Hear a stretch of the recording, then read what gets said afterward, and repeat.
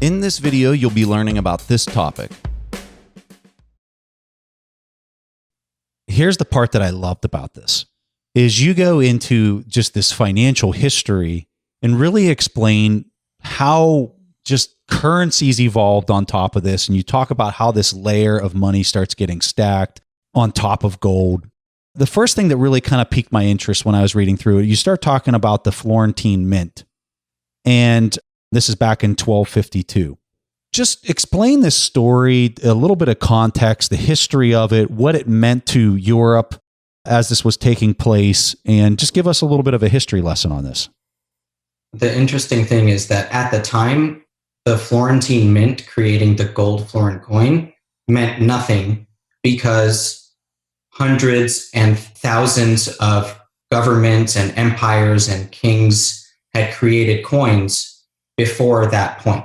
Gold coins came to be about 700 years before Christ. So 1900 years had passed before the Florentine Mint created the gold florin.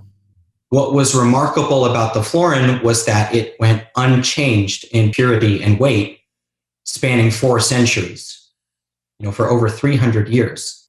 Which is mind-blowing.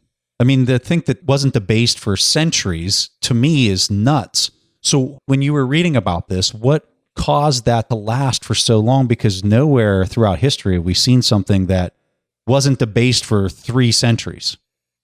I think it came to the form of government. So it was in a post-feudal society, and these city republics across northern Italy, Florence, Venice, Genoa, Pisa, they all had mints, and they all had coins that lasted quite a while. So it wasn't even specific to Florence. Florence was just the one that got the network effect, as in our modern terms. It's the one that got the network effect across Europe.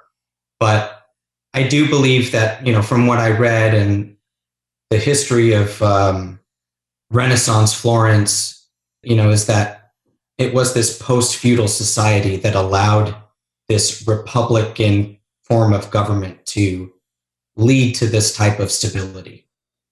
So let's talk about the second layer on top of the Florentine Mint's gold coin. Talk to us about how some of this arrived. I know you talk in the book, you talk about physical transfer risk and how some of this started to develop into the reasons why this second layer of money or currency was built on top of this. At this time, you really had the idea of a global economy forming, where cities across Europe were prosperous, Northern Africa into the Middle East, and all connected by the Mediterranean. And they started trading with each other, year round. And this type of year-round trade led to a need for deferred settlement, where you didn't have to exchange coins every time to the last cent every fair. By fair, I mean the trading events that happen across the continent seasonally. And so if you didn't need to or want to settle in coins every time a transaction took place, and remember, we're in the 13th century here, deferred settlement was a way to escape that risk of transferring coins or carrying a lot of coins. And deferred settlement basically means I'll pay you back next time, and write it on a piece of paper and sign your name on it and sign each other's name. And it's a financial agreement. And so that type of situation was, what I call the second layer of money, because it's a promise to pay the first layer of money, which are gold and silver coins. So during this period of time, you also talk about how businesses, maybe not individuals when they transact, but businesses when they would transact, started to use these gold coins in particular because they were so valuable. They were basically a week's worth of wage or whatever back then. Because they were so valuable, they started to be the unit of account for businesses and how they were managing their books. So talk to us a little bit about this idea and what this meant for this period of time in particular. Right. So the advancement in denominating everything in florin was that before the florin stability, when you had a world of coins changing purities all the time, nobody had a common language in terms of how to account. They would account in gold and silver, but they didn't have an exact measurement that they all agreed on.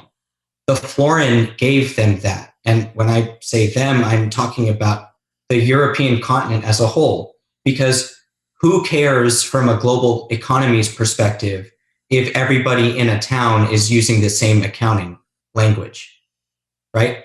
But if you want to do it on a global scale and think in dollars today, how everybody thinks in dollars around the world, it's the benchmark, it's the measuring stick for the world. And, I think Bitcoin is going to become that, and it's already on its way. But back then, the florin being the coin or the measurement, the unit of account, the denomination that everybody rallied around, it was the first time that had ever happened in, our modern history. And that was a revolution in itself. And I think spurred a lot of economic activity because everybody was speaking the same language for the first time. Thanks for watching. Make sure to subscribe and hit that notification bell so you don't miss out on the next podcast episode and new investing resources. What are your takeaways and thoughts on this discussion? Let us know in the comments section below.